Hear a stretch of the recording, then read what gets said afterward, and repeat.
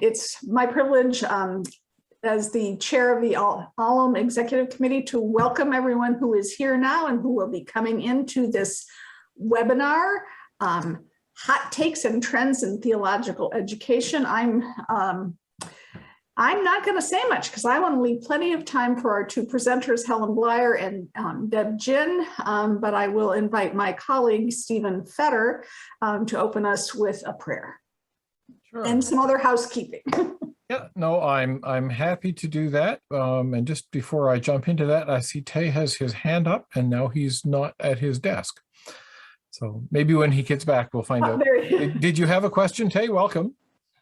Thanks. Actually, I didn't. That was accidental. I was trying to do the transcript thing because I'm doing this on my phone instead of on my desktop. So right. Sorry about that. No problem at all. So we are reasonably informal here, and we're anticipating. There are 35 people registered. So far, we've got 17 in the room. So it's not a huge group. It's a big enough group that we're going to ask you, please, to leave your mics muted. And if you have questions for the presenters, to use the chat rather than just opening your mic and interrupting the flow. And that'll help them stay a little bit more on track. And we've got probably about 25 minutes from each of our presenters, and then a little bit of time in small groups just to chew on what they said. And then finally 20 minutes or so at the end of the afternoon for some Q&A and interaction with everybody. So that's the shape of the day. And if you've got questions, please put them in the chat. And they've asked me to kind of curate those and provide them, sort of push the questions at them so they don't have to keep reading the chat. You can do the same. You don't have to read the chat, especially if it's really flying. That can be hard. Use the chat to send a note to me, and don't assume that you have to read it. I have turned on the live transcript because somebody asked me to. If you find it irritating, you can turn it on and off for yourself. Move your mouse over top of the Zoom screen, and down at the bottom, there's a button that says live transcript. And you can play around with it and see what happens. But if you, like Helen, have been wondering how good it is and whether you might want to use it in another event, here's a chance to play with it and see what it looks like. As we gather, I'm a minister in a church as well as a Con Ed director. And I do all my church services from this office these days. And so this candle, which is getting shorter as I move through COVID, is the candle that we light for our worship services every time we gather. And so I'd like to, as we begin, take a moment to gather us too. So pause. Think about what brought you here today. Think about your role in continuing education, your hopes, your dreams, the things you're wondering about, the frustrations. And as we gather in the midst of that, we'll light our candles and invite God to be here in the midst of us too, to be the one who brings us light and inspiration and creativity, who connects us even through this technology, who gives us this remarkable vocation to shape the leadership of the church. And so as we gather and invite God to be present, let us pray. Loving God, you have called us into leadership. You have called us to lead leaders. You have called us to reflect on the ministry we do and the ministry of our own particular settings and the way it interacts and intersects with people across this whole continent. Come be with us today. Come open our ears and deepen our thoughts and strengthen our resolve. Keep us curious. Help us to hear the insights you have for us. In Jesus' name we pray. Amen. So I'm going to hand off to Helen. Helen, over to you, and we're glad you're here. Thanks, I'm delighted to be here too. Welcome everybody. My name is Helen Blier. I am the Director of Continuing Education at Pittsburgh Theological Seminary in Pittsburgh, Pennsylvania, the proud alma mater of Fred Rogers, otherwise known as Mr. Rogers. And I'm actually broadcasting from my work office. We've been allowed back into the building a few days a week, so I'm happy to be broadcasting from there. The conversation that we're going to be having today is one that started a couple of years ago when I was gathering with some continuing education colleagues. And we were realizing that there hadn't really been a landscape study of continuing education, lifelong learning. I'll be using those terms interchangeably throughout the day. In close to 50 years, Robert Reber and Bruce Roberts had done the last study that really kind of looked comprehensively at the ways pastors and ministerial professionals were being supported after seminary. And a lot of their work was done more in the 70s and 80s and early 90s. Some of the study that they did was refreshed in 2009, but since then, there really hadn't been much done with continuing education. So with the encouragement of my colleagues, I designed and have been spending the last year or so trying to map the landscape of theological education. And as we started to talk about what to do with these data and how to communicate them with folks, I decided that I wanted to bring in my friend and colleague at the Association of Theological Schools, Debbie Jin, to be part of the conversation. Why? Because as Debbie will be talking about in just a moment, she has been overseeing the processing of an extensive alum survey that ATS has done. And it seemed to make sense to take these two data sets and put them in conversation to see what was happening in theological education, what was lifelong learning's location in the middle of that, and where we might learn a way moving forward. Especially now that we've gone through all the upheaval of the last 18 months, it seems a fruitful time to be looking at this particular data set to figure out what our path forward should be. So why this conversation and what are our sources? The survey that I conducted, we'll call it the ALLLM survey, it doesn't have a sexier name than that, was really a study of all of the continuing education lifelong learning programs in ATS member schools and then other programs as well. Over the course of about a year, we identified that about 86 ATS member schools as of the beginning of 2020 listed on their websites that they had some form of lifelong learning continuing education going on at their institution. With the help of a very able graduate assistant, we identified the leaders of each of those programs and sent an extensive survey out to all of these schools to figure out who their directors were, who was leading these programs, what were their demographics, what were their background, what was their education like. Take a look at the program itself. What was the size of the program? What was the content, the delivery mode? And what was the institutional support these directors report having for their programs? I'll hand it off to Debbie, who's going to talk a little bit about herself and the other data set that we're going to be bringing into conversation. Thanks so much, Helen. Yes, I'm Debbie Jin, and I am the ATS Director of Research and Faculty Development, and have been there for 7 years. I think, Helen, I don't remember, did we overlap for a month or something, maybe? Not at all? Not at all. In fact, I think I had been here for almost a year by the time you were coming on board. Yes, we had lots of conversations and we knew each other. So we've known each other for a while. Exactly.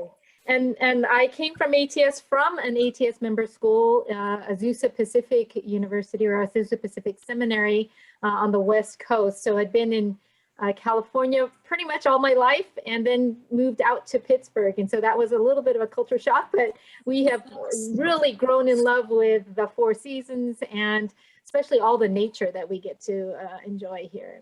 Really very appreciative of that. As Helen mentioned, we thought it would be a great idea when she proposed it to me. I thought, oh, this is excellent because it expands ATS's conversation to a variety of other pieces of what I'm going to be talking about eventually, this ecology of formation or ecology of theological education. So our survey was to alums. Let me see if I can get this. There we go. We called it the Alum Mapping the Workforce Survey, and we were able to get to close to 1,000 alums. And we had targeted a specific sample, a representative sample of 42 ATS schools. We weren't ready yet to make it a complete census. Just a quick commercial here. We are going to be doing our second iteration of the survey this January. And we've been kind of wrapping up to that. And it was meant to be a census. So if you are at a school and you haven't heard about it yet, then make sure you contact your dean and say, hey, we want to participate in this. But the idea is that we want to regularize this survey. So every 5 years, we're hoping to come back to the survey and survey the same graduating classes. Last time we surveyed graduating classes that were 1 year and 5 years out from graduation.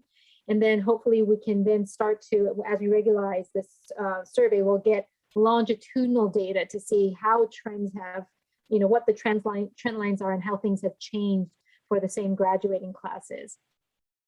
But we have now quadrupled the number of schools that participated the first time. So we're really excited about that, because what that means is then we are able to slice the data in a lot more than just one way, not just ecclesial family, not just one job context, but these job contexts in evangelical schools or small related schools, for example.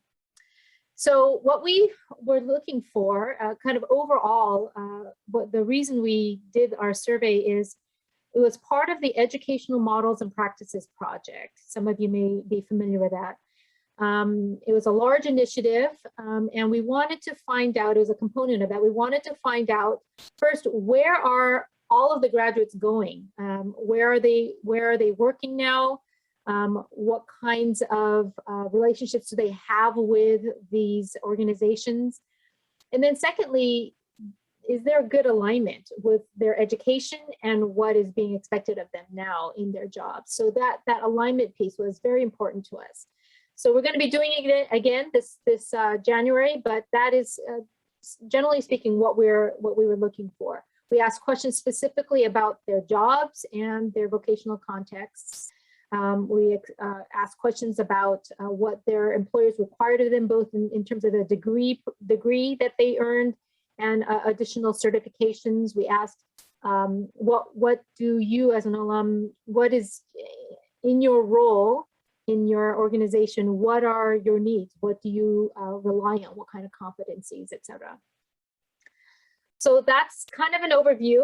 And let's see, we're not remembering what our next, here it is.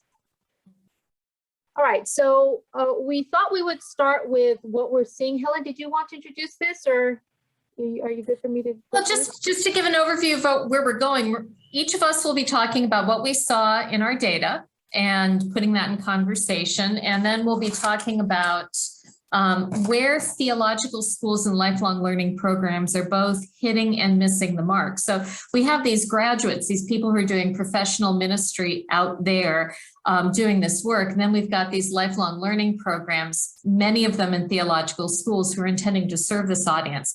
Are we actually doing our job well? Is it meeting its target? So that's part of what we're going to talk about.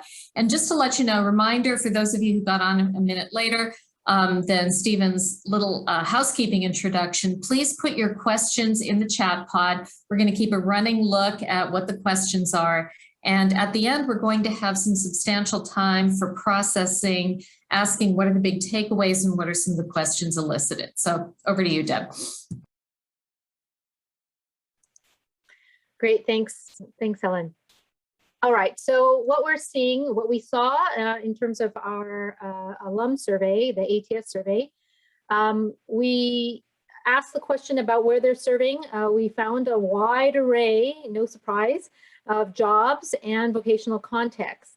And each of these are potentially touching the work that you do, those of you who are on this webinar. It was the first time that we asked this question about what's your job title. as an open-ended item. Normally we have like a list and then have people check any box that makes sense to them. But we really wanted to get a sense of how has the industry changed, how has ministry changed. And so we collected it that way and then coded all of those items. As expected, you see here, the greatest number of respondents self-identified in the pastor category, about a quarter of them. This includes priest in charge, answers like a lead pastor, etc. The next highest, of course, as you see here, is administration.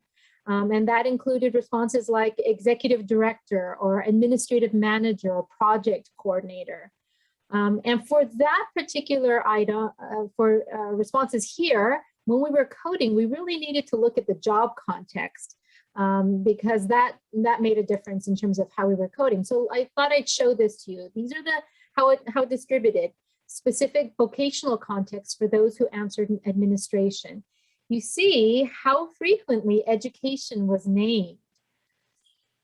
This speaks to the importance of making sure that these kinds of conversations, like the one that we're having today, penetrate administrative ranks in education, because there's great potential for really broad reach as administrators are, and we're talking about, including, senior administrators, right? As they swallow the pill, as they get convinced about the value of lifelong learning, it would then feed seminarians and their congregations, particularly in cultivating this culture of lifelong learning more broadly.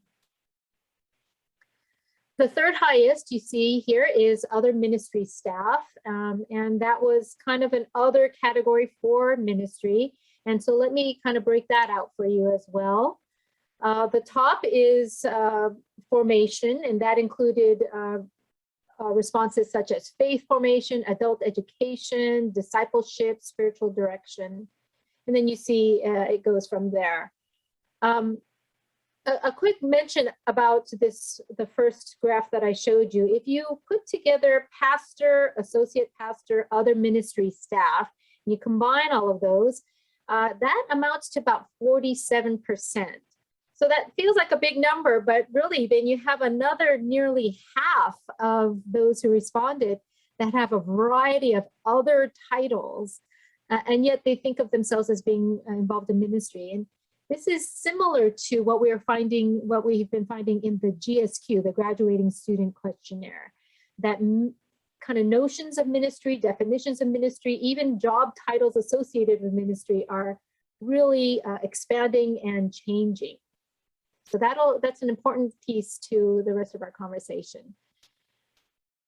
We also asked a series of questions about what employers are expecting of these graduates or these alums. And we thought in particular that it would be interesting for you to know what degree programs employers are expecting of the people that they hire. So here's a picture. You see no degree required, bachelor's degree required, and then in green, master's degree, and in red, the doctorate. The green, 57% of respondents or our alums said that they have employers that require some kind of master's degree. The darker green, 43% of the alums say that their employers required a specific master's degree. And the breakout looks like this. So the predominance is the MDiv. But when you look at actual numbers, the MDiv is 256 out of 940. So that's about, so of the total population of the sample, 27% said that their employer required an MDiv. So let me pause a second and to say the other side of that. That means almost 3/4 of the alums said didn't say that their employers required the MDiv of them. I'm going to pause to let that sink in for a second. Now, that said, if you take just the pastor, associate pastor, and other ministry staff, so those who answered in those categories, it does bump up to 57%. But even then, 57%, just above half. So something to consider. in terms of degree programs, non-degree programs, etc. Okay, so that's kind of the first piece of our findings. The second piece that we wanted to highlight are the needs. And for that, I'm going to be presenting a couple different data points. One is a question that we asked about what alums say that they most heavily rely on in their jobs currently. Whether or not they learned it or not in seminary, what is it that they most heavily rely on? So given the current and potential role that lifelong learning programs have in the vocational life of students or alums, we thought it'd be interesting for you to consider what alums, both 1 year out and 5 years out, say that they need, and then look at that list based upon different job types that they now occupy. So again, the question is, what skills, knowledge, and dispositions do you most heavily rely on for your work now? So this is what we saw. It was an open-ended item, so they could put whatever they wanted, and then we coded that. What you see is a list of top 20. Ultimately, our list that we came up with was 46, so there's another 26 below this. But I just thought I'd highlight the top 20. And you see both what the competencies are, and then as well as the percentage of alums that named a particular competency.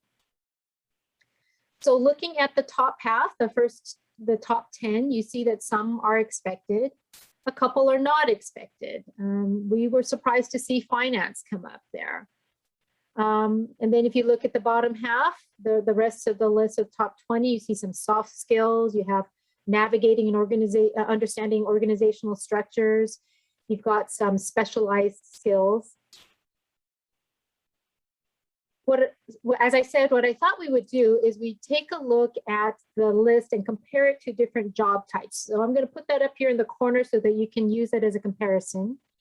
And take a look at how these distributed by job types. Students that our schools are graduating rely on different competencies. So maybe a framing question at this point is, what is reasonable to expect of degree programs? Is it reasonable to expect that all degree programs or even all schools will address all 46 competencies? Is it reasonable to expect that they'll be found in the degree curriculum? So let's take a look. Here are the largest two groups, those that are working in congregational settings and then those that are working in educational settings. I want to draw your attention to both the competency areas, but also how saturated is my word for it, and meaning the percentages. So what do I mean by that? Look at the congregational settings list. Those who have jobs in congregational context, preaching is clearly at the top. 77% of those who are in congregational contexts say that they most heavily rely on preaching.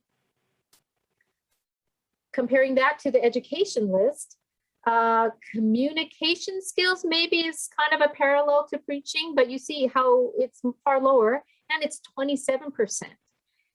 In fact, there are no competencies that really clearly rise to the top the way preaching does for the education list. What does this mean? What could this mean?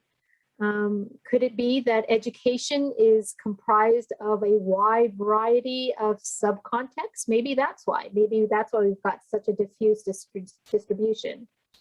Or it could be that there are a wider variety of competencies that are needed in work that is in this kind of context.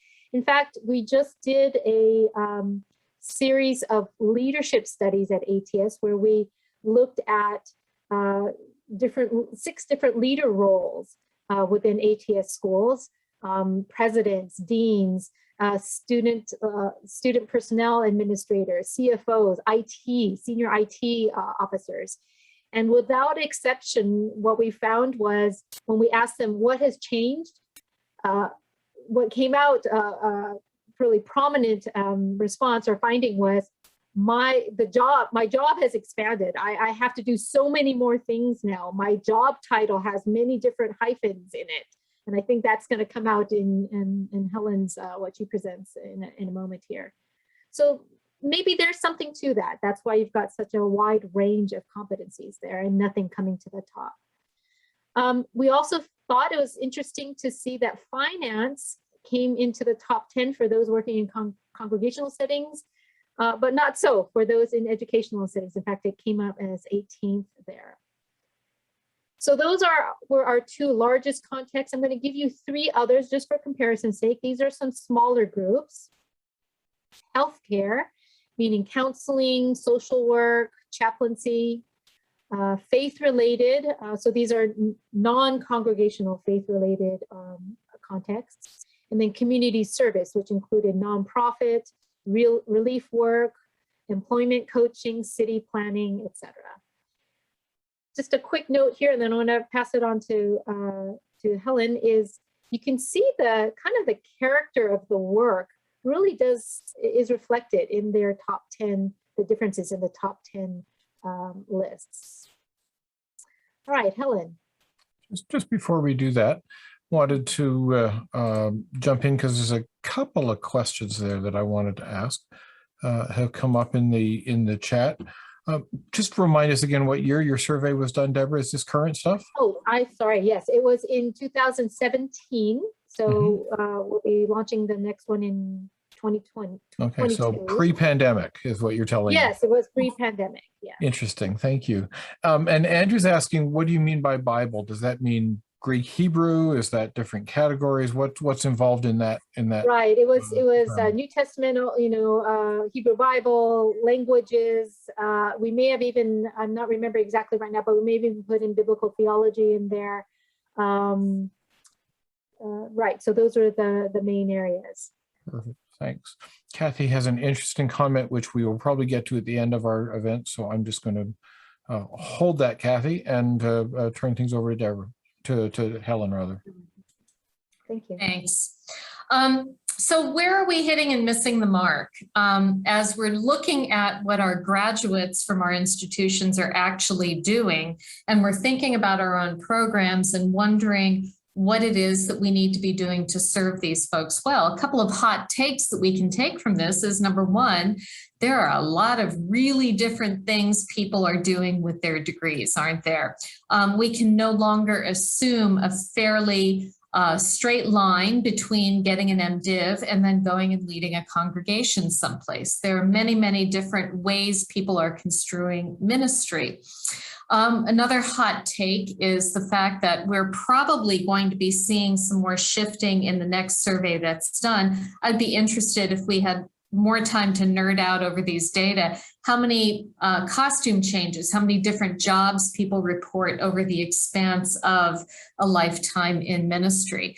So the name of the game is change and fluctuation, as well as a broadening of a lot of the categories that we're talking about when we're talking about ministry, when we're talking about theological education, when we're talking about what church looks like and so on. And it's important to keep that in mind as we remember that the last time a landscape survey of lifelong learning happened, it was a pretty predictable landscape. It happened in 4 places, as Reber and Roberts identified. It happened in theological schools through continuing ed lifelong learning programs. It happened at camp and conference centers, places like Montreat. It happened through judicatories, mid-level organizing bodies for denominations. And they included in their program Doctor of Ministry degrees as well, which of course were just starting up as this landscape was being navigated. Just to note, our study does not include Doctor of Ministry programs as degree programs credentialed through accreditation processes. They really kind of are their own critter, and we're looking at non-degreed education and enrichment. Indeed, Auburn Theological Seminary, this is kind of fun to go back in the Wayback Machine and see, they hosted a 2-week annual boot camp for people who were new leaders of lifelong learning and continuing education programs. And what boggles my mind is the fact that they actually made enrollment each year when they're running this program. This meant that there was enough homogeneity among the programs and the constituencies served so that a one-size-fits-all boot camp would actually work. Now what we're finding, this is one of the tasks we had to do when we were doing the survey, we had to begin to ask who needs to be surveyed? Where are all these programs happening? So to give you an understanding of where this fairly protracted landscaping study is right now, we've done the theological schools. We are inquiring in the judicatories to see where they are supporting their ministry professionals with lifelong learning, continuing education. And then we're taking a look at camp and conference centers and seeing if we can begin to identify other kinds of things people do. We did ask a question in our survey. We're not reporting out the numbers here in this conversation, but we asked our leaders, where do they go for professional development? And many of them go to theological or religious guilds for their enrichment. So they'll go to the AAR meeting, they'll go to SBL, they'll go to the Religious Education Association meeting, and so on. Or they'll just pursue their own kind of thing. But there really isn't a sort of recognized single place where many of these people go for their primary support when they're learning how to do their job and enriching themselves professionally. So we are well past a time of homogeneity and predictability in the work that we do in lifelong learning. The programs in judicatories and theological schools developed primarily to respond to the needs of ministers and faith leaders in the community and to stay connected to alums in graduate school. But even that becomes challenging if we take a look at Debbie's survey data and say, wow, these alums are going all different places. Their needs seem to be so broad. You've got theology, you've got administration, you've got finance, you've got communication skills and preaching, you've got Bible. So it becomes interesting to think about, so how is it that we can leverage our lifelong learning programs to stay connected to our graduates as well as serve other people in ministry, broadly defined? So as I've suggested, today our audience is a moving target. Definition of ministry is expanding. As we see from the numbers we've just looked at, the percentage of graduates pursuing traditional congregational leadership roles is a fraction of the graduating population. If pastors, narrowly construed as only 25%, and then other church folk only comprise 47%, that means more than half of the students in our theological schools are doing something other than what the MDiv particularly is designed to train people to do, which creates an interesting tension in the usefulness and uses of the degree itself. So there's also the likelihood, as I mentioned earlier, of the intended audience for lifelong learning having multiple costume changes over a career. Somebody might go from pastoring a church to nonprofit work, to education, to perhaps back into the pastorate or to a chaplaincy.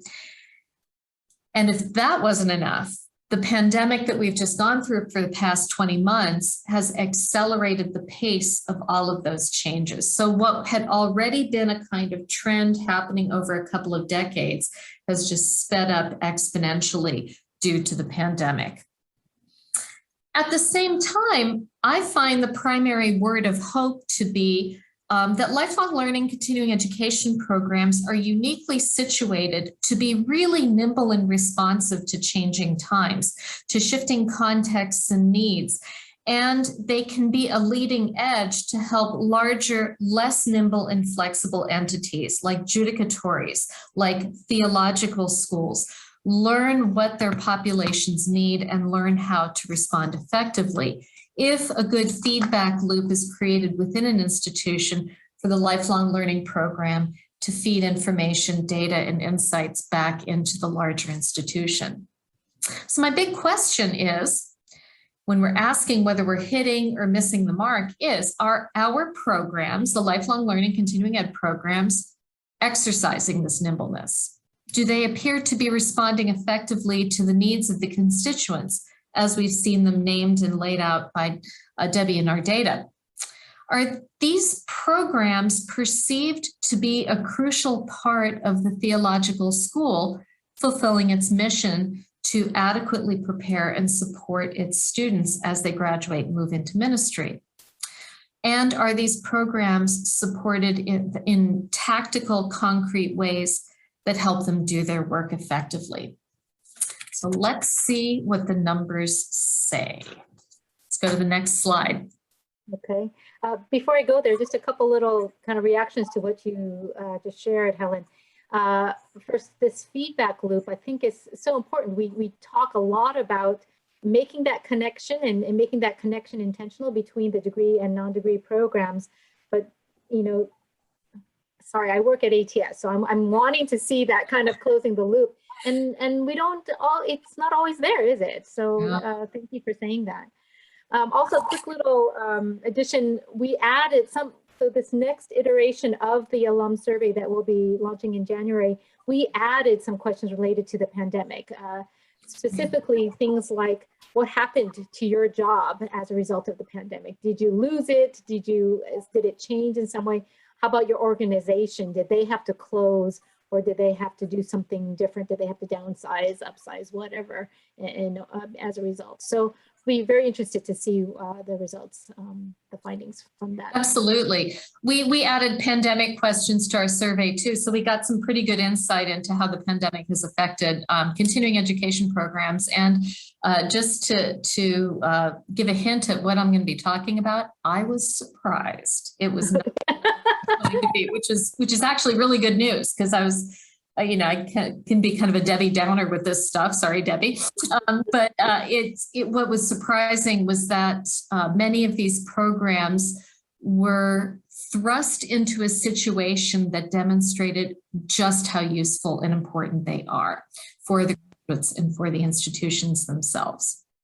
So going back to the mapping the workforce, if you could talk a little bit about what our graduates wish they had learned, I'll then go into what our programs are actually delivering according to continuing education folks. Great, thanks.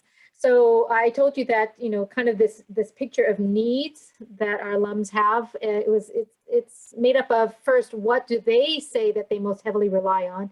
And then secondly, what did they miss? They wish they had learned. So the actual item was, what do you wish you had learned in seminary but didn't?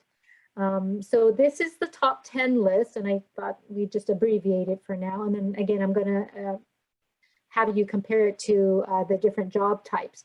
But just pausing here for a second, asking you, what do you see? What made both lists? So what made the list of this is what I really have to rely on, and yet I didn't get it in seminary, administration, leadership, finance, as well as what seems to be unique to this particular list for all schools, for alums at all schools, interpersonal competency, which is kind of our version of self-care and setting appropriate boundaries, but also social justice, conflict resolution. Now, some of these did rise to the top 10 for different groups, but the fact that this made it to the all schools group, the entire sample, was pretty significant. All right, so I'm going to put that up there on the top, and then also, again, let you compare to the other job context. But right before I do that, I want to give you another framing question. Which job contexts does your school's mission address? Because that kind of helps you to filter, what is it that I need to look at? Do I need to look at, in my school tends to, our mission is about creating or producing graduates that are going to work just basically for the congregational context, or maybe it's not. Maybe it's those who are going to be working for community service. So that's something to keep in mind as you look at these lists.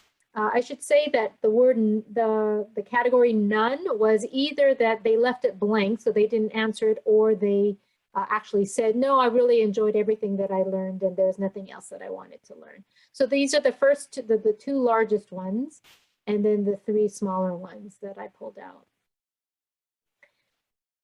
As you're looking at these lists, I want to highlight or kind of lift up three important questions that the findings raised for us. And I'm going to talk about, I'll unpack each one. So the first is about the seminary curriculum. Where in the seminary curriculum might students learn some of these competencies? I guess I should kind of prelude this with a couple other questions, which is, did the students learn these but don't remember? Or maybe they didn't learn them well for whatever reason. Or another question is, did the school actually offer the courses, but students just didn't take them, which then opens up a whole nother set of questions about how do you get students to want to take, how do you make them attractive, the courses attractive to the students, or maybe it's about the readiness of the student to take a particular type of course. But where in the seminary curriculum might the students learn these? So that's the first question. The second question, if not in the seminary curriculum, where else might the learning take place? And this speaks to this broader ecology of forming leaders for ministry that Helen and I have been talking about, or kind of hinting at. Pedagogically, for example, what makes more sense, given things like just-in-time learning, given the leader's readiness, as I mentioned, when might they be more open to learning particular kinds of competencies, and which competencies would they be more open to learning? But also given kind of certain things seem to be absorbed a little bit better in the minister's journey, applied things. Maybe those are, more readily absorbed when they're actually in the field doing the work. Given kind of a difference of opinion about when learning information needs to happen. Is some learning maybe a one and done, some learning maybe it never ends. And then also given the changing context and the moving targets and the various costume changes that Helen and I have both been talking about. So given all of that, can we imagine formation and forming leaders for ministry to be broader, have a broader ecology of what is it called, entities that partner together. And so this leads to my third question, which is, are there ways to intentionally partner with seminaries to scaffold this learning? And related to this is, what's reasonable? What's reasonable to do within a degree program? What should degree programs be about? But also, what should they not be about? And especially given the school's mission and charism, particular charism, what competencies should they be focused on and should not be focused on? And then the second related, what partners then are the most appropriate? Who would be most equipped to provide the other kinds of education, both outside the seminary, but also within the seminary, kind of this partnership between degree and non-degree programs? So those are some of the questions that these findings raised for us. So let me lob it back to you. Just before you do, go ahead, Steve. Before you do, I've got one question that's come up, which is an interesting one from Trenton. He's noticing how high on the list of skills they wish they'd learned is theology, which in most schools would be one of the departments, not just a course. Any sense of why that's coming up? Yeah, we didn't do any qualitative follow-up of this survey, so it's hard to find out, because in some sense, many of the responses, it just said theology. So we couldn't unpack that any further. We had what we had. But when I was teaching in the seminary, I do remember that students had some difficulty understanding exactly what is systematic theology, for example. What is learning theological approaches or theological kind of models? They didn't know exactly what it was, what the endeavor was. What is the task of doing theology, or having theological reflection, or having a theological imagination, or what some of the definitions or labels, or kind of what's the language of theology? So that's what I experienced as an educator. Helen, maybe you have some other thoughts there. Well, I'm looking at your list here, and the 3 job titles with theology placing the highest are education, healthcare, and faith related. And I can easily imagine that these are people who graduated with a master's degree from a seminary where they got a substantial education in theological content. But I'm wondering if the missing link for them is how to put the theology they learned in conversation with the context. So this would speak to what you're talking about in terms of theological reflection, or the act of doing theology rather than just having familiarized oneself with the content of it. And this is really kind of practical and public theology here, isn't it? It's about the interface between theology and the process of doing theology and a public context that may be outside of a typical kind of congregational setting. I don't know, it's just a hypothesis, but it's a really interesting question and might be worth digging into with future surveys and yeah, especially if we can do a qualitative follow-up to unpack that. Just a quick little story. I was teaching some courses in worship leadership at my former shop, and I noticed this kind of hesitance or some anxiety regarding theology. And so I invited a theologian to come in, and we did a fishbowl. You're familiar with that technique, that pedagogical technique. And we made it a fishbowl with a porous, meaning that we added a few more chairs that students can come in and out of, and they were required to come in and out of the conversation. But what we did was we basically put several different hot topics up on the board, and then that theologian and I just started having some conversation. We were theologically reflecting on those topics, but we were basically modeling for them how you do theology and how you do that intersection. And so they would come in as they felt more comfortable and then leave as they felt comfortable. One student at the end, when we were kind of debriefing the entire process, she said, I didn't know that was theology. I didn't know that that's what doing theology. Oh, wow. Yeah. So, so basically, I think they do some of that. They just don't realize or are given permission to say that, wow, this is theology. This is what I can connecting dots. Yeah, exactly. What I can model now for my parishioners in my ministry context. All right. That's a really powerful story, which makes me wonder if this doesn't end up being one of the functions of lifelong learning. So one of the mantras that has been going through my head, and you'll realize just what a nerd I am about this stuff, since the end of last June, so June of 2020, has been 3.5, 3.5. Debbie probably knows the 3.5. It's a reference to the new ATS accreditation standards, commission standards, that actually affirms the importance of lifelong learning for the practice of ministry. So look it up, go to ats.edu, look under accreditation, go to the new standards 3.5. It gives a real underscore, accent mark, whatever you want to call it, to the importance of the work that we do in a way that hasn't existed in accreditation discourse prior to this point. And a couple of the questions elicited by Debbie's conversation earlier that I want to highlight. She asks, which partners are most appropriate for this education? Who should be doing this education? And when and where should it be happening? So I would argue that lifelong learning continuing education programs are one of those spaces, but we can also think of some of the other loci where continuing education has happened in the past. The question is whether or not that's still going on. We're going to be talking about that in just a moment. So one of the questions that we asked was for our directors of lifelong learning to name their content areas addressed in the programming that they did. So we asked them simply to tick off every single one of these content areas. We didn't do an open-ended response the way ATS did. We had set responses.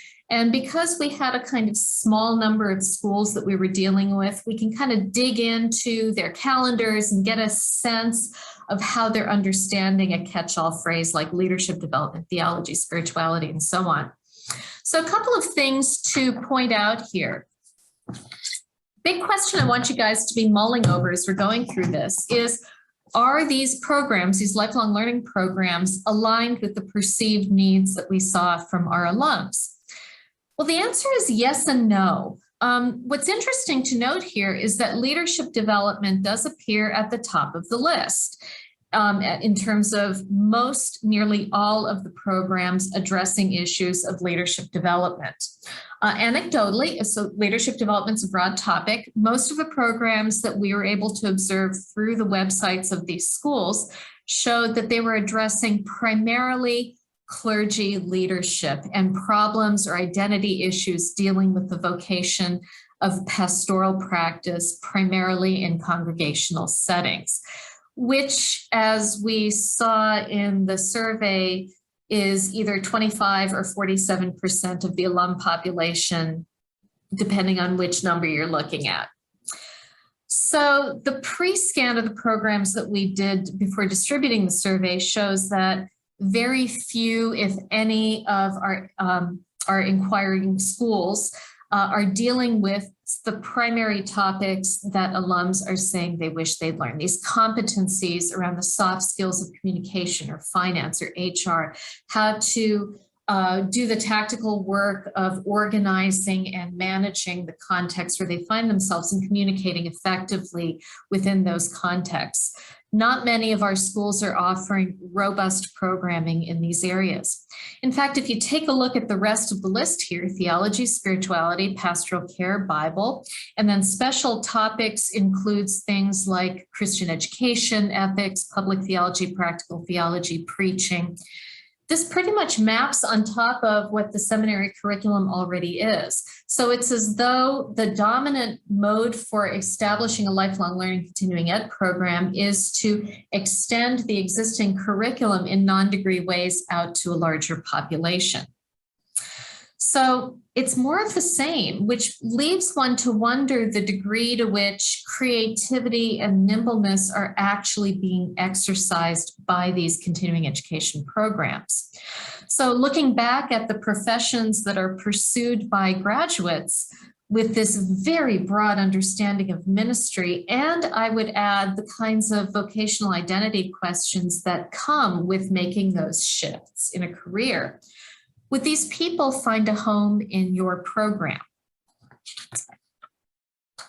So let's take a look at some questions concerning what we need to be paying attention to moving forward. Stephen, any questions you want us to address before we go to this next section? No, a little bit of conversation in the chat, but mostly people just engaging with what you're saying. No specific Excellent. questions. Conversation is good, and this webinar is going to be recorded and posted on the ALLLM site and posted in the ATS listserv. And the chat is usually included as part of that recording, so you can go back and see what the intramural conversation was like. So what do we need to be paying attention to going forward? First of all, given the changing landscape, what is reasonable to do within a degree program or professional training program? I mean, can you really have a comprehensive enough education within a seminary that addresses all of the possible eventualities that somebody might confront when they're doing their work? I had a nice conversation with Dan Elshire last week about this exact thing. Like, what do you see as you're kind of forecasting the future of theological education? He said, it's probably going to look a lot like just-in-time education, that the seminary is construed more as a place where basics are taught, ways of thinking theologically, ways of engaging people pastorally, but the specific competencies that come into play with particular jobs, especially as the definition of ministry is broadened, do need to be acquired by people just in time. I have been a number of things, mostly in educational kinds of roles, and I know that there's a big difference between the education classes one might take in graduate school and what it actually looks like doing education when you're confronted by a class of 32 16-year-olds, as I was at one point in my life, and lived to tell the tale. It's actually one of the best jobs ever. But could I have effectively learned many of the kinds of skills that I needed beforehand? Or did I need to learn them in the job and then have access to just-in-time support to be able to reflect on what was happening and acquire new skills? And this raises the second key question. What's the model for vocational formation that our institutions are working with? This is the old Athens-Berlin conversation. Do we understand seminaries or preparation for ministry as a 3-year intensive exercise in acquiring content, this big content dump that happens, and then you get all the content, and then you go out and you do the thing? Does the theory come first in its perfect form, and then you go do the practice? Or are we talking about formation perhaps as a more complex back and forth lifelong learning kind of exercise? And then reiterating Debbie's question from before, who is best equipped to provide this formation and to support the people who are doing all of these ministries? One of the things that has always puzzled me is the fact that ministry, particularly pastoral congregational ministry, is the only job that's a practical art that does not require continuing education for ongoing credentialing and the ability to do the job. I had a guy at my house a couple weeks ago trimming a tree. In order to continue to be a certified arborist, he had to get a certain number of hours of continuing education before the end of 2021, or he was going to lose his license. This is a guy who cuts trees for a living. And we don't have anything like that as a universal requirement in our ministry professions. Now, there are individual denominations, for example, the United Methodist Church, that do want their clergy to seek continuing education units, but that also varies by conference and by bishop in terms of how much leverage is put into the fulfillment of that requirement. So over to you, Debbie. Yeah, thanks, Helen. So as we think about who's equipped to take part in offering lifelong learning, I just want to kind of present this picture, a visualization of Parker Palmer's web of learning. You're probably familiar with it. Multiple partners in this ecology of formation. This came from our educational models project, particularly the peer group that was working on online formation in online context. You may be familiar with it, maybe you participated in that, but it's germane here. You remember that the traditional kind of model is that the school is at the center, kind of connecting all the dots. There are other players in this endeavor, but the center is really the school, or maybe even sometimes the professor. But the idea, at least in online context, was that the student is now the center and the school is over here, almost to the side, almost outside, still kind of orchestrating some of this. And you've got these lines that are connected. But really what takes prominence then is family, ministry context, including the congregations, judicatories, denominations, the students' peers or the cohorts they are part of. They foster relationships between students that sometimes last a lifetime. You've got the mentors and the professors, you've got the curriculum itself, both the degree and non-degree, the larger global community. You also have lifelong learning programs. And you see these lines that I've made, these are just some of the lines, but you've got a line to the school, you've got a line to the context of ministry. But I could see, for example, adding to this matrix or this web, different, what is it, business, business sector, different centers, nonprofit centers, et cetera. I mean, there's just so many other connections that the lifelong learning space can make if there's some intentional partnering with the seminaries to scaffold this learning again. So something to consider, just what is the model here that we're talking about? Helen, back to you. I think we've been making a pretty good case for the importance of lifelong learning, generally speaking, for the effective practice of ministry. So what I'd like to do is to turn to the perspectives of the directors themselves to see how they feel about their jobs and whether or not they perceive their institutions to be supportive of the work that they are doing.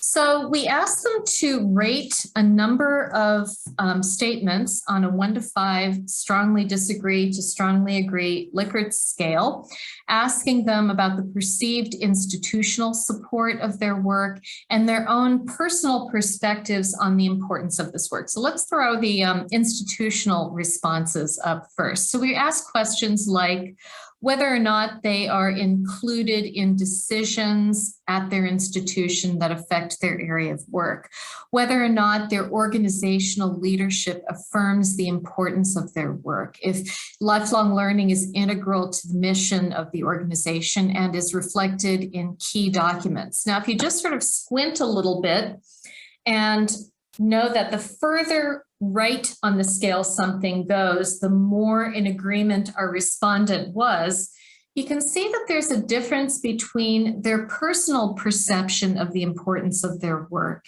and their perception of the importance their institution places on it.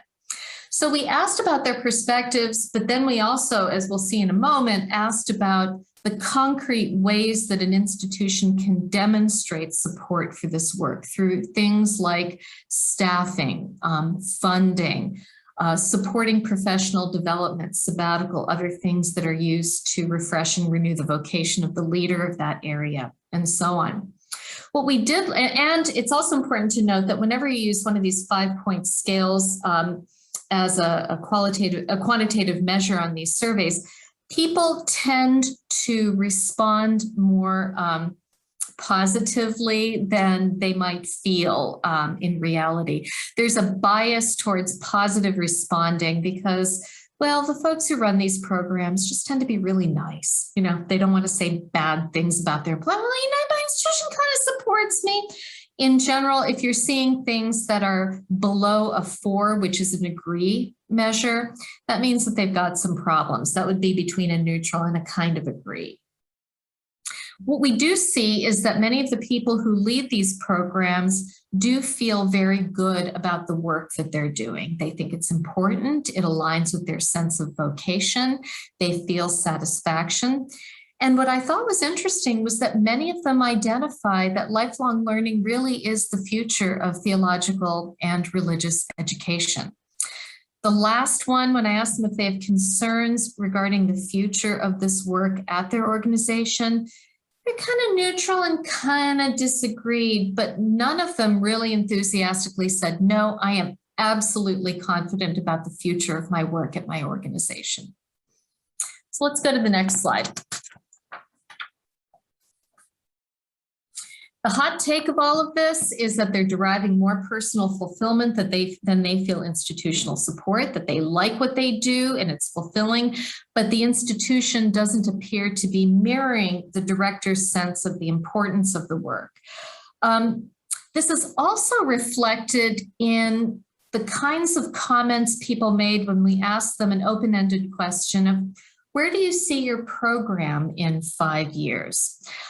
We noted, first of all, that all but 11 of the program directors who responded to our survey have additional tasks. They have hyphenated job titles within the institution. They might be Director of Lifelong Learning and Director of the Doctor of Ministry program, or they might also be working in the admissions office, or they might also be doing communications, or fill in the blank. So there are very few of them that actually are able to single-mindedly focus on doing this work. Many of them say that they have some money to support professional development, but very few of them are given time for sabbatical or the opportunity to develop these skill sets. So looking at their predictions for the program in 5 years, this is called a Wordle. So I took all of their responses as I coded them and put them in a document, and this visual shows by size of font the number of times somebody uses this phrase in their response. So you can see that online is a really big thing. People see more movement online if they haven't already gone completely online with the pandemic. They see this as a trend that's continuing. So part of the normal that they're going to be moving into is not a going back to a normal that involved primarily face-to-face. But you can also see that one of the other largest words here is unpredictable. Many of the respondents were saying, I don't know what it's going to be like in 5 years. Here were some of the comments that they made. I think it will look very different than it does now, but I'm not sure what. I also fear for what theological education will look like in 5 years and the impact of not engaging more rigorous analysis right now. Theological education in my program will either die from lack of institutional support or will become the primary way we deliver our programs. That's a really binary response. I am uncertain. My crystal ball is too foggy for that. What strikes me as I'm listening to these responses, and I can hear these people in my head as they're saying these things, is that they see their posture as being reactive rather than responsive. So they're waiting to see what the climate or what the institutional support is going to be, and then they can know their future. They are not rainmakers. They are not part of the leading edge of the institution as it imagines its way forward. So the lifelong learning leaders we surveyed in general don't perceive that their institutions really recognize not only the centrality of their work, but also the way in which their work might well be the future of theological education. Dan Alshire's new book, which was excerpted in Trust, looks at the future of theological education as expanding in more of these ways. And when I was speaking with him, I said, did I hear you right? Is this really where you think the future is going beyond just degree programs? And he said, yeah, you heard me right. And he also said that the importance of being able to provide lifelong learning is crucial because in many ways, seminaries are the last institution that denominations have to expand and express their mission besides churches. Many of them have lost their other kinds of educating entities. They've lost camps and conference centers. Judicatories are deeply stressed and shrinking right now. They are no longer able to provide the kind of continuing education that they used to be able to provide. The only place where ongoing reflection on the tasks and competencies necessary for ministry can happen is the seminaries. And he said it's absolutely crucial that seminaries be paying attention to this, understanding the ways in which ministry is changing. So we see a lot of creative energy here. We see a lot of uncertainty. Now let's take a look at what people say they need in order to do their work well. We asked them, what do you need in order for you and your program to thrive? Once again, in this Wordle, you can see by the size of the font, the number of times people responded. The biggest one in the middle is support. Institutional support, administrative support, financial support, staffing, money. Sure, everyone needs these things, but considering the size of the relative staff in a continuing education program versus the number of faculty and administrative staff on the degree program side, there's a real difference in the degree to which various programs are resourced. Schools are stressed.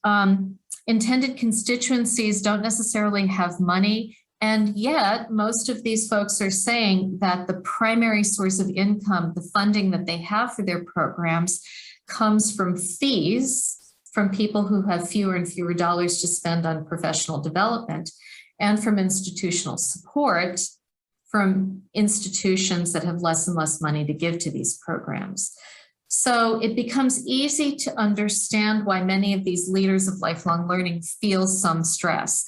Very few of them reported having money from endowments or grants or other sources of funding to support the program.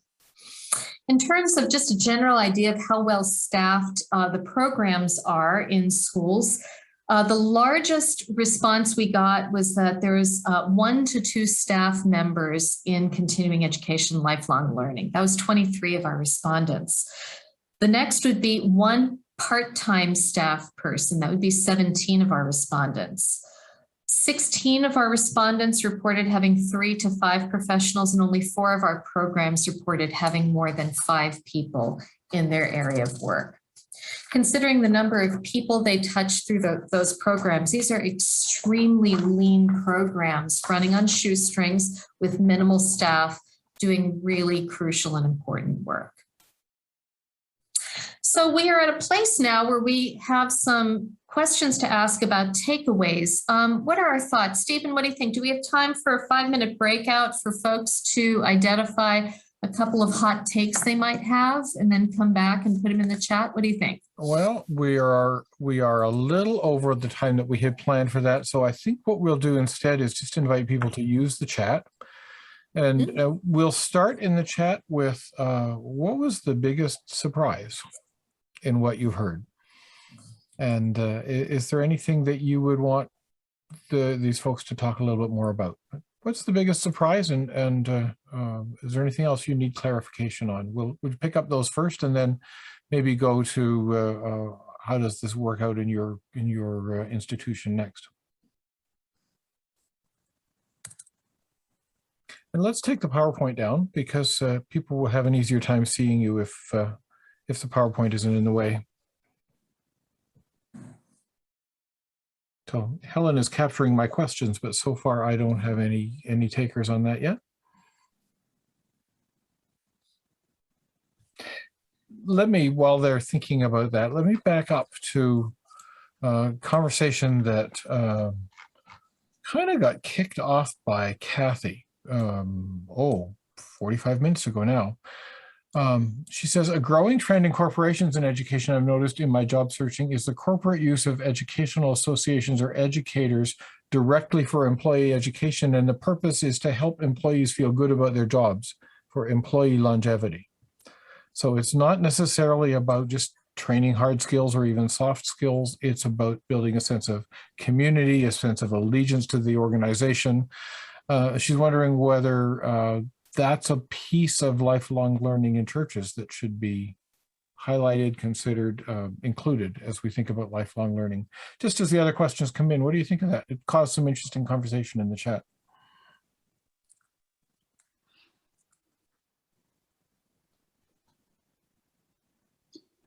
A lot of folks are saying that they saw a little that surprised them. So I'm guessing that Andrew says bias confirmation. Yep. And they're voting on a new emphasis in MDiv and preaching tomorrow at his institution, at his shop. No major surprises. So what I wonder then is, since we've got a kind of echo chamber here of folks who are concerned about lifelong learning and continuing education, is how do we begin to leverage this information to make the case for the crucial importance of this work? I mean, it seems clear that students are saying that there are things they wish they had learned. They are saying that there are lots and lots of different kinds of jobs that they are doing that aren't necessarily reflected in the primary curricula of theological schools. And the leaders of lifelong learning are saying, hey, can we get a little support here for what we're doing? Mm-hmm. Everything seems to be pointing towards the importance of lifelong learning, continuing education. How do we begin to think about making the case for this? As Israel is asking here, will seminaries invest in its development?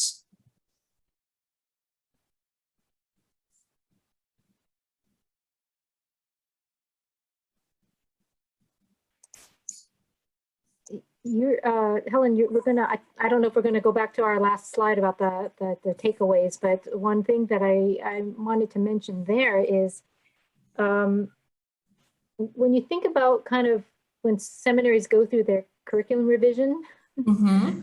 that is such a long and arduous process, and more often than not, schools will end up with something that looks quite similar to what they started out with. And it's very slow to get to kind of a similar place. And I'm sorry, I don't mean to make light of that, because some, things do change, and sometimes what it does is it reaffirms this is what we want what is needed in order to graduate produce the kinds of graduates that we want. But the lifelong learning space, it may be more you talked about nimbleness, right? It may be the space that can be the lab kind of for innovation. You see something in the industry right now that is super important, go and build something from that, and then have the loop, right? Make sure loop, sure. That loop is intact, so that you start seeing more students that are asking for it or needing it, and then put that. Now say, hey, we need to put this back into the curriculum. That's the curriculum level. Absolutely. I think you're absolutely right. I mean, anybody who's faculty who's been through a curriculum revision process, and you mentioned it, they start to twitch a little bit from PTSD having gone through that process because it is so arduous. But one wonders, could we begin to imagine lifelong learning as the R&D lab so that you know you're going to be having a curriculum revision process? You begin to pilot some stuff. You begin to exercise some nimble responsiveness to feed back into the curriculum revision, but then you continue that work in the lifelong learning program because it becomes a place for just-in-time learning. As we said before, can all of this stuff be taught in the context of a single degree program? That assumes a model of formation that says it's a one and done exercise. You get your training and then you go do the job. And we are seeing that that model doesn't work. So if we can think in terms of fundamentals within a curriculum, but also say there are additional things you're going to need to be learning, you can come back to us in order to learn these things. If our schools are one of the last holdouts that denominations have in terms of being able to educate and support their ministry professionals, then these continuing ed lifelong learning programs become the place where these folks can come back and say, I need to do more with some of these soft skills. I need to figure out how to theologically reflect in congregations in deep transition right now. I need to figure out how to understand this vocational identity I have as somebody who's doing this ministry, et cetera. These are not questions that can be answered in a 3-year degree program. It's not the right time. But schools are uniquely situated to have the professionals, have the reach into the communities, have the locations, et cetera, to be able to provide this kind of education. I mean, I agree, and the conversation in the chat is playing around with this too, but I think the thing that jumped out at me most, something that came up in the chat, but hasn't yet here, and that is when you listed all of the competencies that the graduates were wishing they'd had more of. Mm-hmm. The only one that was or could have been construed as academic was theology. And every other competency in every list you put up was about, had a practical element. It was about making the connection between what I've learned and how I work in the field, mm-hmm. and how I put this into practice. And then you said, and you almost glossed over it, that even continuing education programs aren't doing that. We're carrying on the academic model. That's mm-hmm. the challenge to our audience. That's the challenge to those of us gathered on this call. Yep. How do we take seriously what our audience is asking for? Mm-hmm. And that's the kind of thing Kathy has been raising in the chat in various different ways. I think that's the key takeaway out of this meeting for me, is how many of the programs that I organize are focused on those soft skills. When I've been trying to raise it, because of our findings, I've been trying to raise it to degree programs in the schools, and several of them really feel reluctant. We don't have enough room, and this makes sense. We don't have enough room to teach finance. We don't have the skills to teach finance. Maybe we can teach leadership. Some people don't believe that you can teach leadership. I don't agree with that, but administrations, mm-hmm. we don't want to teach that, or we don't have room to teach that. I'm astonished at the number of ministers in my denomination who don't know how to read a budget. Mm-hmm. I present webinars with folks from our philanthropy unit, and we're talking about narrative budgeting, and we're talking about financial planning, and we're talking about boundaries and finances. And the level of ignorance among my colleagues around even basic understandings of what's the boundary between what they can and can't do, let alone how is a budget a mission statement, is astonishing to me. Mm-hmm. I mean, if we're not teaching that in seminary, we need to be teaching it in continuing education. And that's just the finance end of it. This is probably a good place, I think, Debbie, to put up our final slide with our benediction to our attendees. As we prepared for this particular webinar, we came up with our own takeaways that we really wanted folks to leave with, in addition to whatever good things they were gleaning. from this. And I think many of these will speak to what's going on in the chat right now and some of the high-level observations we've been making. So if we could go to the next slide, Debbie. We want you folks to really affirm that lifelong learning, continuing education is increasingly becoming part of the mission of theological schools. In Dan Alshire's little teaser for his new book published in Trust, he says, the times, however, are changing and the professional model of theological education will not be as good in the next century as it was in the last one. Theological education, if it is to be as good for the future as past versions were for an earlier day, must change. And that change will require a formational theological education that expands the canvas on which education of ministers and priests is painted. Which raises what? The next thing here, that formation is a lifelong process. I'm thinking of that webbed diagram referencing Parker Palmer, Debbie, that you put up, where we are formed and we learn from multiple contexts. Which leads to our third observation, that we do have to think about new models of education, that there's a larger ecology of theological education. So, regarding Stephen's observations about things like budget, finance, HR, et cetera, where are our partners who can help our professionals learn some of these skills? What are the collaborations between schools and outside entities, or even within the institution, that can be helpful and beneficial for our graduates?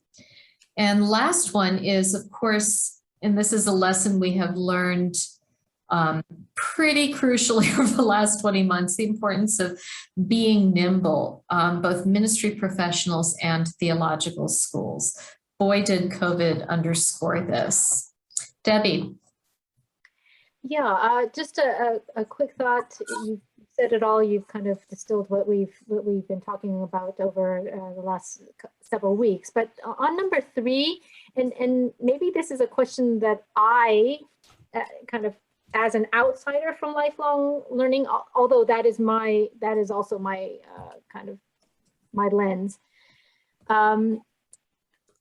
At ATS, we've been thinking about, so these models of education, we're thinking about it in terms of education and the content, delivery, et cetera, but we're also looking at it in terms of sustainability, financial sustainability, kind of organizational models, personnel models. Right now, we've done like a 30-year look at the trend lines based upon different crises, moments of crises. And what we see is when the crisis happens, it goes up for a couple years in the positive direction. And then after the couple years, it goes back to a downward trend, both in enrollment and in financial situation, financial picture. So we're looking at that right now for this global crisis, but we're nervous because the picture of schools wasn't that great going before the crisis. So my question to this community is, do you think of lifelong learning as being a less expensive way to do so I'm bringing in the finance question, right? Is it potentially a less expensive way to do education?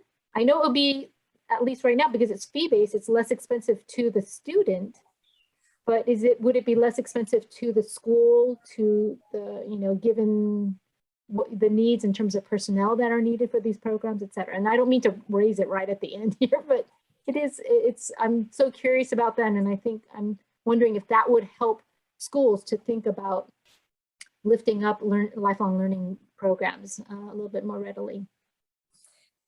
I think as we close this out, what we're pointing towards is a reimagination of how schools understand continuing education. I've done a number of webinars talking about why schools should be paying attention to continuing ed lifelong learning programs. And the top question I always get is, how can continuing education programs become a revenue stream within the institution to support the rest of the institution? And that just makes me want to do a great big face palm. Like, we are not the cash cow that is intended to support other programs that really need to be blown up and reconfigured, because if they are hemorrhaging money like a thoracic wound hemorrhages blood, maybe it's not the right program. I think what this time is calling us to rethink is the whole model of education that we are imagining to be important and effective for helping to train and support individuals who want to pursue a profession in ministry, broadly construed. And where does continuing education become part of the way a school lives out its educational mission? I think that's the real question. How can the school understand lifelong learning programs, continuing education programs as part of the way they live out their educational mission? What a wonderful line to close on. Thank you. I planned it that way, yeah. I'm sure you did. I need to call time. We are hitting the bottom of the hour, and so I'm going to invite Sarah to come up and do the thank yous and all of that, and then we have a quick ad for our next webinar. Well, yes, thank you. First of all, I would like to thank Deborah and Helen for the generosity of their time and energy, sharing these hot takes and trends.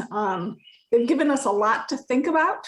I would invite those of you who are here when the link gets up, share this webinar, your take on it widely with other colleagues and within your institution, and foster some of these conversations that we all would like to see take place. We also, Stephen's going to put up the slide for the next webinar, which will be in October. I think I put up the wrong one. Did I? Yep. No, you got it right. Sorry. Yeah, innovation, applying design thinking, because as Kathy put up, reimagining continuing education, reimagining theological education, reimagining ministry takes some different ways of thinking. So we invite you to register for this and to attend or to watch the recording. In November, we will have our annual meeting on November 9th, where we will have a report on our activities, recapping the past year. Helen will share some additional information, and we will present a slate of officers for the coming year. If some of you who have been new to ALLLM through ATS or REA and would be interested in being part of a leader team or finding out more, please email me. My chat has gone away, so I'll put my email in the chat because we are actively working on our leader team. It's time for some new leaders, and we certainly have had some great ones attend these webinars in the past year. So I don't have a benediction to go other than, I'm thinking just be imaginative and learn to think differently and come and help us be the kind of conveners that we hope ALLLM will be of these important conversations as we reimagine theological education and lifelong learning for this part of the 21st century and beyond. I appreciate everyone's energy, intelligence, imagination that has been shared this afternoon. Thank you all.